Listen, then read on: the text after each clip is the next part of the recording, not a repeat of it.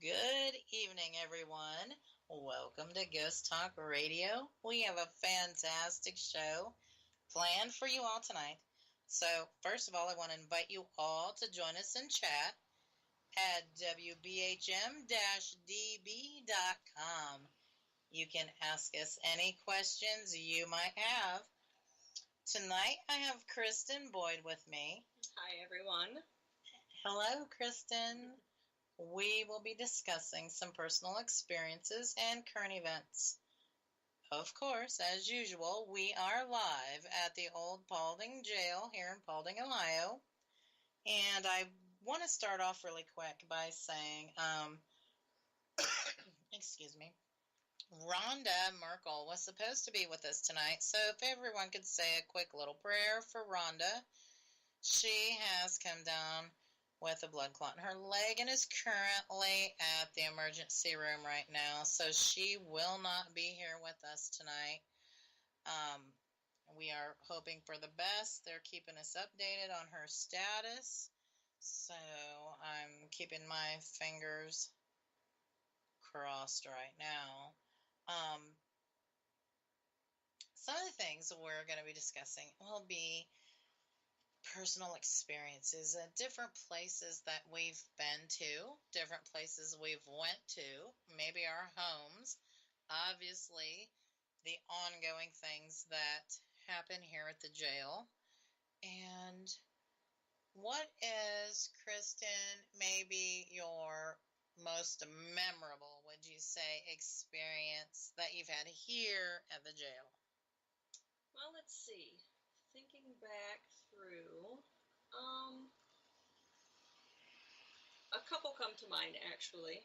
One of them took place down in the dungeons, and we were down there just doing some sessions, and everything was lighting up on all of our detectors. We didn't really hear any voices or anything, but detectors went off, the ghost box made a huge boom, scared the daylights out of all of us, including our guests that were down there researching. Yeah. It was actually a phenomenal night. And I suppose I was doing a tour with my stepdaughter, and as we were coming down the stairs, every time I would take a step down, I could feel a footstep. As soon as mine would hit, another heavier footstep right next to mine. Like someone was coming down with you? Exactly, like someone's coming down.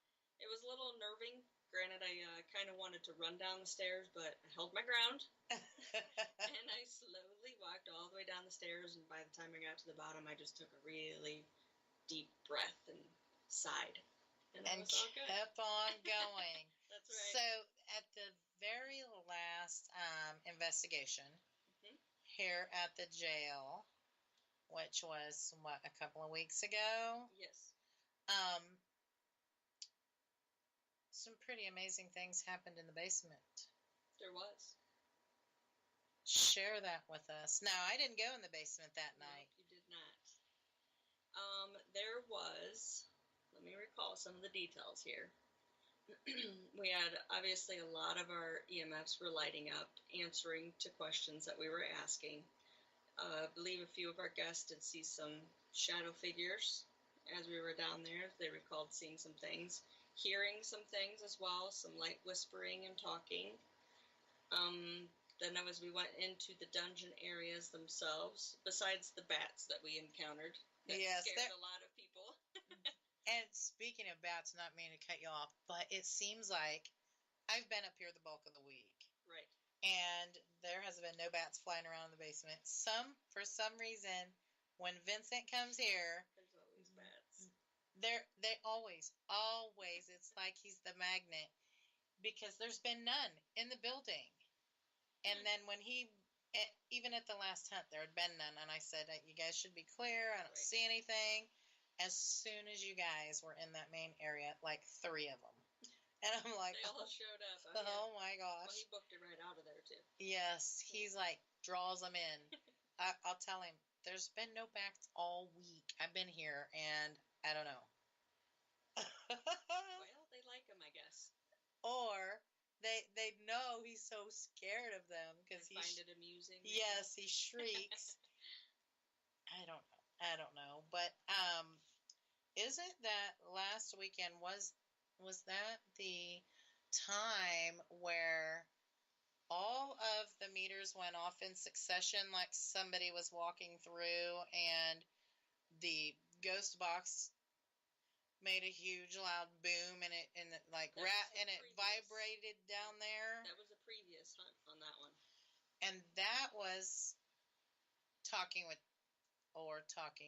or trying to communicate with Nancy, right? That's correct. And for those of you who aren't familiar, there's this little gal. She was 15 years old. Her name is Nancy Eagleson, and she was abducted and murdered just a couple blocks from this jail on her way home from the movie theater back in 1960, and her murder has never been solved.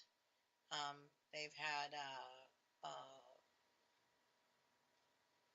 all of the one crime show mysteries, unsolved mysteries, trying to work on that here. And missing evidence has been found in the basement that belonged to her case.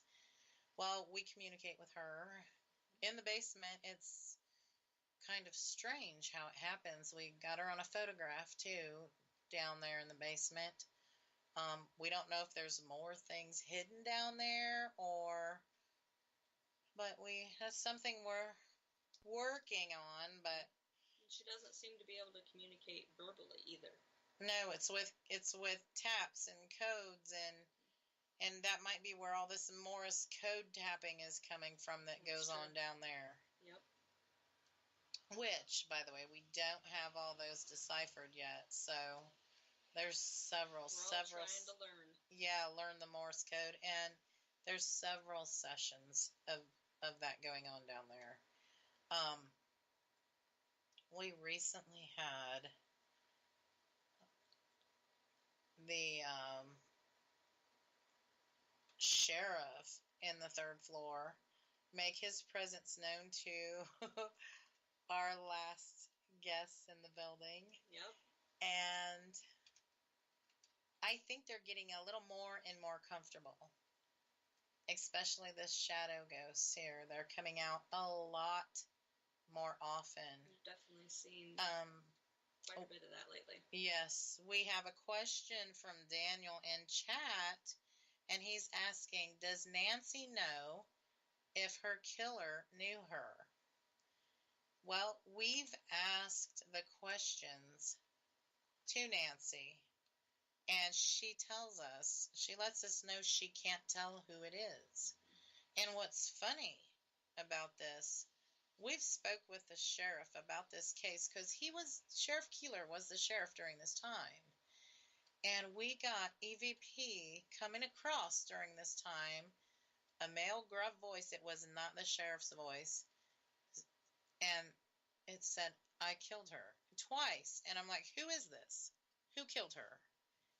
And we didn't get a name at that time. So I think that whoever did it is hanging around here too.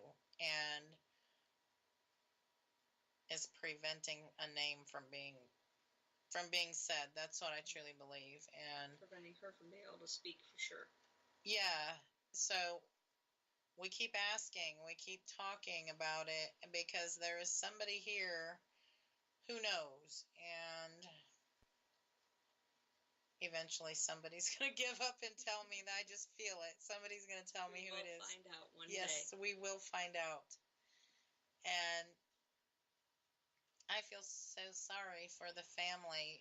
All of these years, they hold their vigils every anniversary, and they're still holding out hope, and her mother is getting so elderly, and her health is not the best, and I hope that somebody finds out before, so she can be at peace when she goes or something, Oh, Daniel says, maybe you folks need Amy Allen to visit. Well, yeah. Why not? Let her come on in. I welcome any of the people. We did get a name one time, and we're trying to research and find out who this person is, but we did get a name recently. of Martin Kimber, and I'm trying to find the relevance of him in this town. I haven't found it yet, but there was a lady